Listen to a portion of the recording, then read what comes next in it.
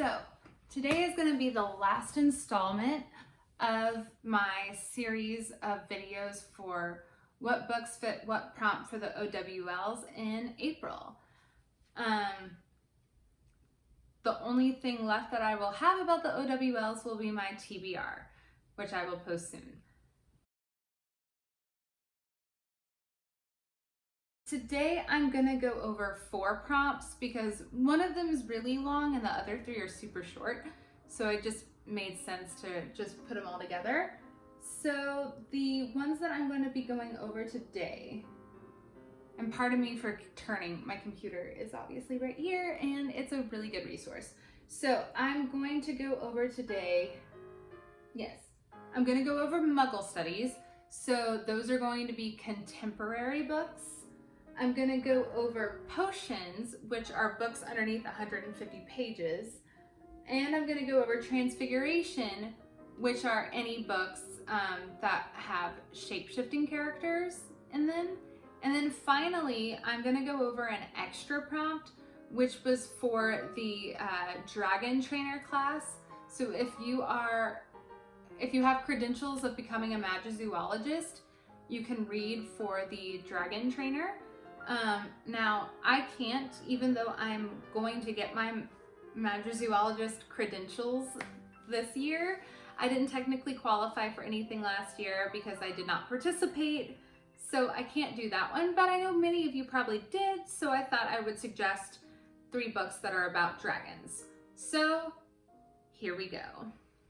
I'm going to start off with Contemporaries because that's the longest one. So these are the books that you need for Muggle Studies. So contemporaries are kind of hard to define. Essentially, they kind of have to follow a few of these things.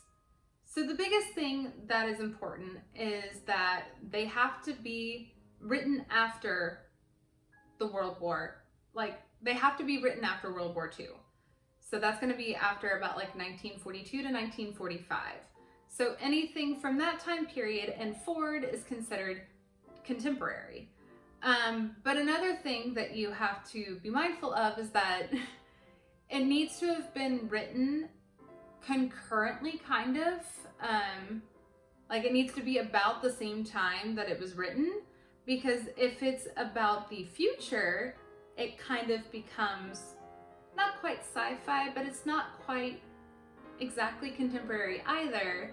And then if it's about the past, it becomes historical fiction. So really, it's it has to be written after World War II, but also has to be kind of about present day, generally. The other thing about contemporary is that it cannot be genre fiction. So this means it can't be a fantasy, it can't be a sci-fi, it can't be a magical realism, it can't be etc., etc. It's got to be contemporary literary fiction, or contemporary fiction, your romances technically are considered contemporary, even though they're technically romance genre. That one kind of gets lumped in because it's not considered the same kind of genre fiction as sci-fi and fantasy. So I've got Middlesex by Jeffrey Eugenides, Major Pettigrew's Last Stand by Helen Simonson, The Curious Incident of the Dog in the Nighttime by Mark Haddon, The Lovely Bones by Alice Sebold, Jesmond Ward's Salvage the Bones, A Spot of Bother by Mark Haddon, Lily and the Octopus by Stephen Rowley, The Magician's Assistant by Anne Patchett, The Elegance of the Hedgehog by Muriel Barbary, Jhumpa Lahiri's The Namesake, Hope Was Here by Joan Bauer,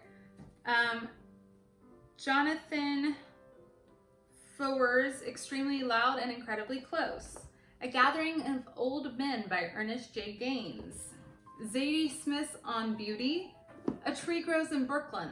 This one eked in, to be honest, because it was written in 1943.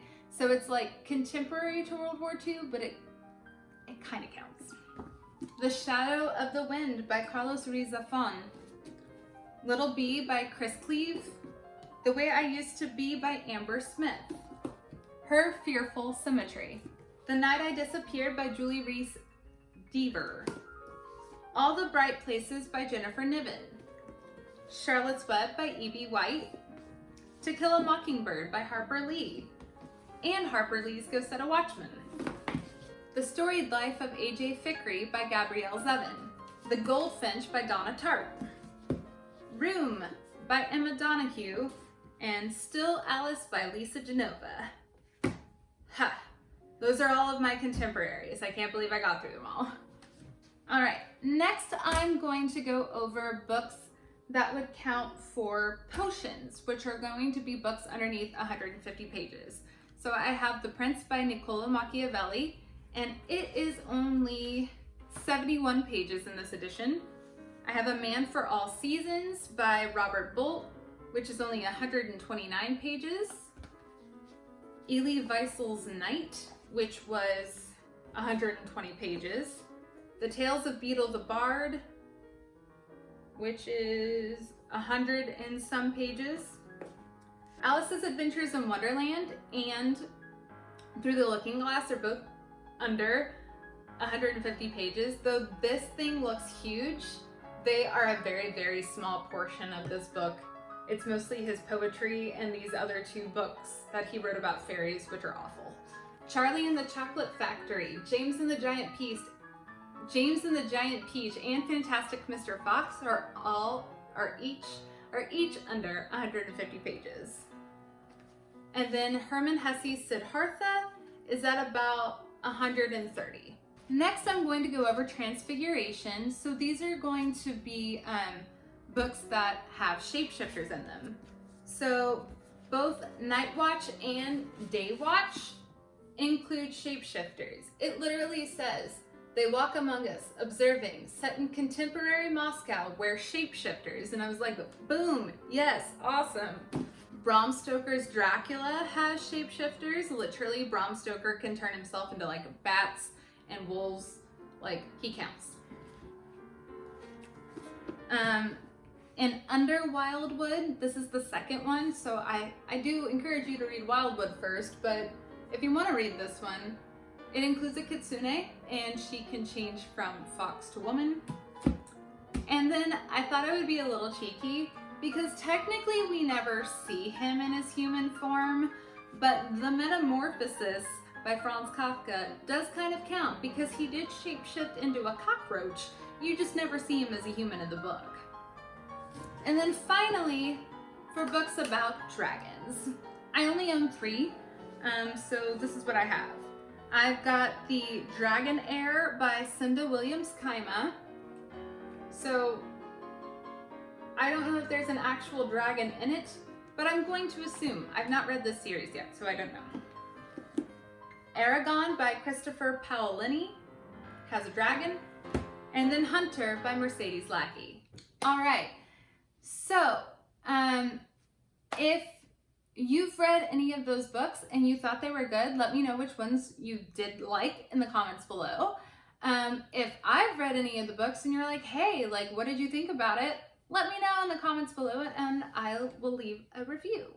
Other than that, I hope you have a good reading day wherever you are.